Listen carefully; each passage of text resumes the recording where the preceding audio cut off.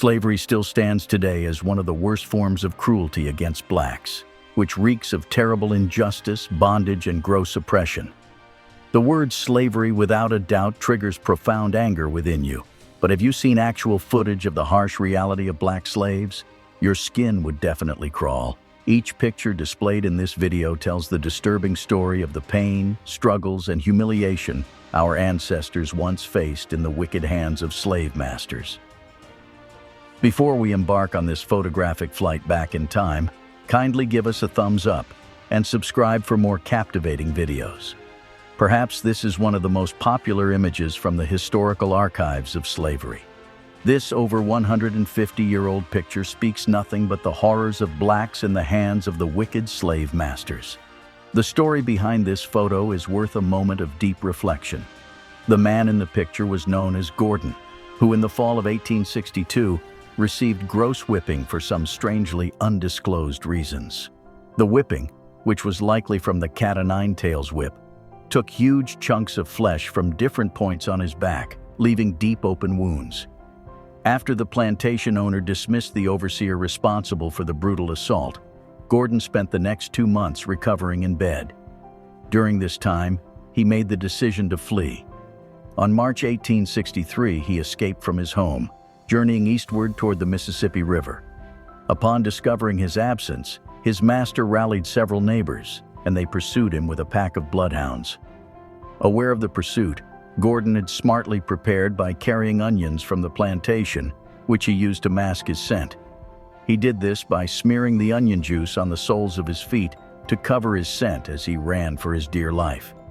His quick thinking paid off as he successfully evaded capture, arriving at the safety of Union soldiers stationed in Baton Rouge 10 days later. Despite his torn clothes and mud-covered body, he had managed to travel approximately 80 miles to freedom. While stationed at this encampment, Gordon made the decision to join the Union Army. His enlistment marked the forefront of a movement that saw nearly 200,000 African Americans granted the opportunity to serve in segregated units, a decision made by President Lincoln just months earlier. During his medical examination before being officially inducted into the Army, military physicians uncovered extensive scars on his back. Gordon was requested to pose for a photograph, exposing the severe mistreatment he had endured. Gordon's portrait was produced en masse and quickly distributed in the widely popular carte de visite format of that era. The image sparked an instant reaction, spreading rapidly as copies circulated widely. Gordon's portrait, hailed as a damning condemnation of slavery, emerged as potent ammunition for the abolitionist cause. An anonymous contributor to the New York Independent declared, "This photographic depiction ought to be replicated 100,000-fold and disseminated across the nation." The next image you see is a dehumanizing slave market. This store, strategically and boldly located in Whitehall Street, Atlanta, was captured in 1864 by George N. Barnard during General Sherman's occupation of the city.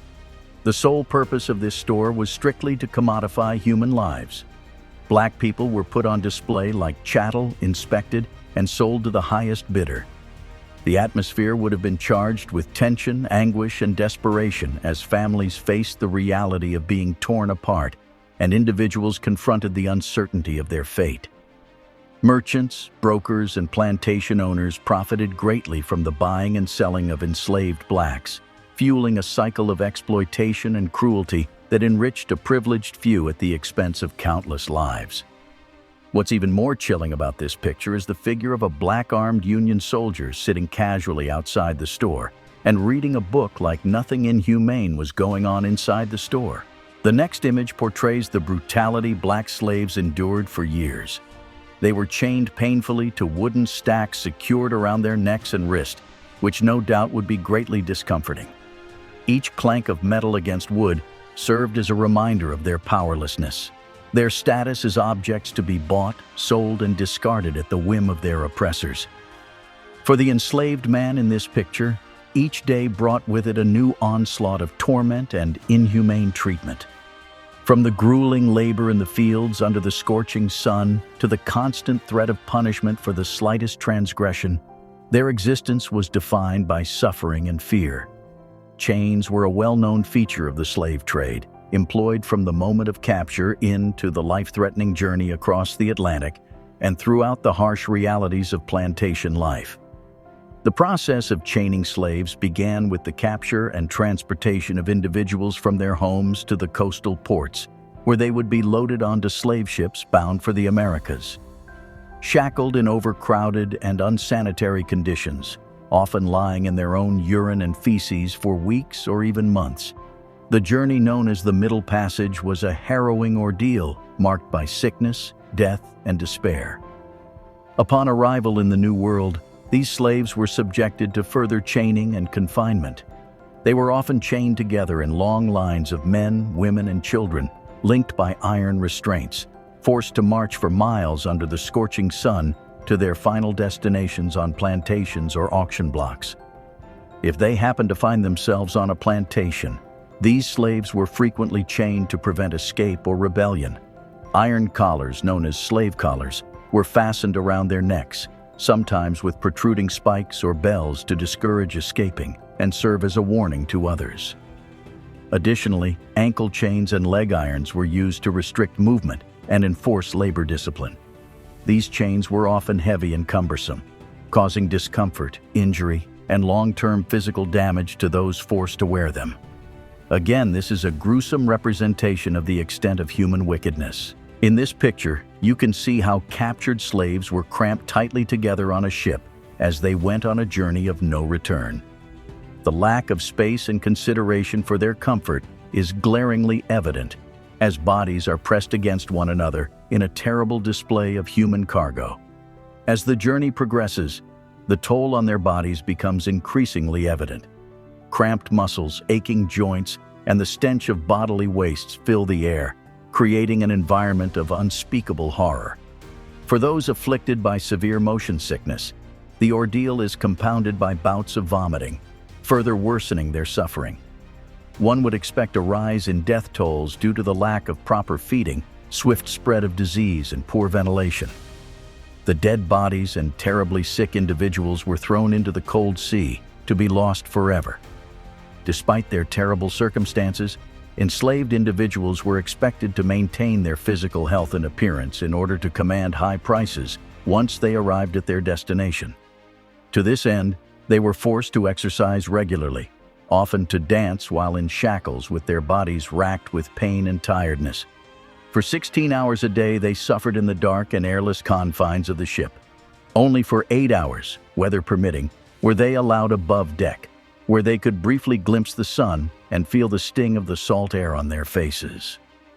As you can clearly see in this image, violent resistance were not uncommon occurrences aboard slave ships, with up to 10% voyage experiencing some form of rebellion. Enslaved individuals, facing the horrors of their captivity, often found themselves pushed to the brink, compelled to fight back against their oppressors in acts of desperate defiance. For many, suicide was a better option to being dehumanized by the slave masters. Many willfully threw themselves over the ship to drown or suffer at the mercy of sharks. Some resorted to hunger strikes, refusing every meal offered to them for days. Those who dared to rebel faced brutal punishments at the hands of their captors. Punishments were swift and merciless, intended not only to inflict pain, but also to serve as a chilling warning to others. Enslaved individuals who resisted were subjected to forced feeding, a cruel and degrading practice designed to break their spirits and assert the authority of their captors. You can vividly see several slaves bound together by the neck with very heavy chains. As these people embark on their journey of no return, the weight of their chains serves as a constant reminder of their captivity. Bound by the neck, they are rendered powerless, unable to escape the horrors that await them. The heavy chains restrict their movement, causing discomfort and pain with each step they take. With each passing hour, they are plagued by hunger and thirst, their bodies weakened by the relentless demands of their captors. Yet they are denied even the most basic provisions, forced to endure their suffering in silence as they struggle to survive. But for some, the journey proves to be too much to bear. Exhausted and depleted, they succumb to death along the way, their bodies left to simply rot. Their deaths are mourned by none, and their names forgotten. Public floggings with the cat-o'-nine-tails, a whip with 9 knotted cords attached to a handle, were another common form of punishment. These brutal displays of violence were intended to inflict maximum pain and humiliation. Slave owners were terribly cruel to the people they enslaved. Whippings were a common punishment for slaves who did something wrong, no matter how little, or disobeyed their owners. Sexual violence was also widespread, especially against black women and girls. Slave owners would rape them, treating them like objects for their pleasure. To control them even more, slave owners would sometimes use iron muzzles to stop slaves from eating while they worked and speaking to one another. This made them feel even more powerless and dehumanized. Even the food they worked hard to grow was often denied to them. This showed how little their owners cared about their well-being. In the illustrated photo by Thomas Brannigan, a former slave trader turned abolitionist, you can see a disturbing apparatus designed to prevent escape and impede rest for enslaved individuals who attempted to flee captivity. The illustration portrays 2 particularly cruel devices, the mouthpiece and necklace and the flat iron. The mouthpiece and necklace served a dual purpose of restraint and punishment. The hooks attached to the necklace were strategically placed to prevent escapees from fleeing into the woods. Moreover, the design ensured that even if the enslaved individual attempted to rest or lay down their head, the hooks would hinder any such attempt, inflicting pain and discomfort. Meanwhile, the function of the flat iron will make you cringe with irritation. A part of this gross flat iron goes into the slave's mouth, and the tongue is forcibly held down, making speech impossible. This not only silences their cries for help, but also prevents them from communicating with fellow captives. Additionally, the design of the iron is such that it obstructs the passage of their own saliva, leaving the individual unable to swallow. This is another terrible collar used to inflict a series of horrors on black slaves. This cold iron collar was usually fastened tightly around the slave's neck. Like you can see, it has 3 extending arms with bells on it. The purpose was to alert others if the slave attempted escape. The sound of the bells would signal their presence. With 3 arms, the slave couldn't silence all the bells, ensuring constant alertness. In short, these slaves faced horrible torture. The picture shows a very important time in history, when different empires were dealing with the money-making business of slavery. Some countries were starting to realize how wrong it was and were trying to stop it, but others were still making a lot of money from it and didn't want to change. The photo itself shows African slaves from East Africa being saved and brought onto a British Navy ship called HMS Daphne. The people from Africa on the HMS Daphne were freed specifically from Arab slave traders. This shows how widespread the slave trade was and how the British Empire worked to stop it.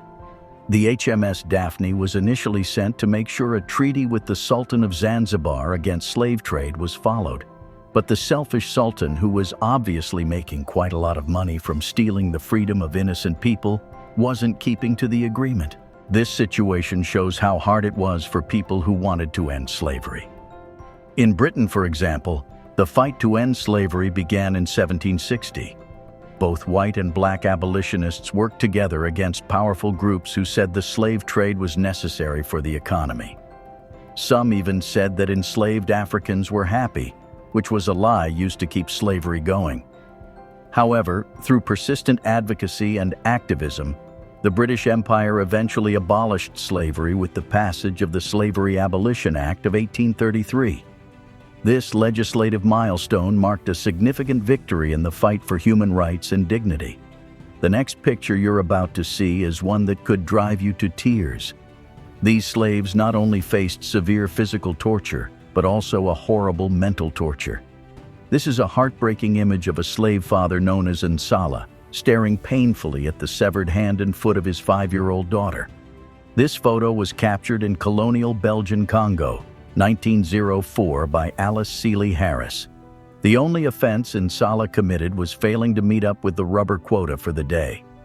With that, the Belgian overseers cut off his precious little daughter's hand and foot and finished her off with death. Like that wasn't enough, his wife was also brutally murdered. The Congo Free State was a corporate state in Central Africa, privately owned by King Leopold II of Belgium, founded and recognized by the Berlin Conference of 1885.